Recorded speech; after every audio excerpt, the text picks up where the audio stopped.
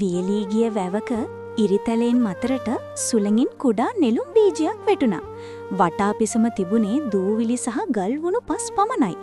වැස්ස වහිනවා කියලා ලකුණක්වත් තිබුණේ නැහැ. වයසක ඉබ්බෙක් දිනපතාම ජල බිඳු කිහිපයක් ගෙනවිත් දෙම්මා.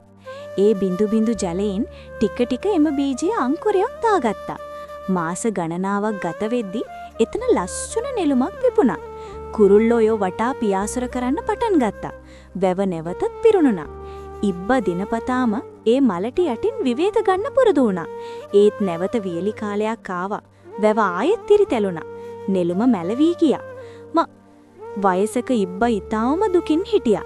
ටික කලකට පස්සේ ඒම තැනින්ම අලුත් නෙළුම් අංකුරයක් නැවතත් දාලා ආවා. ඒ දැකලා ඉබ්බා සිනාසුණා.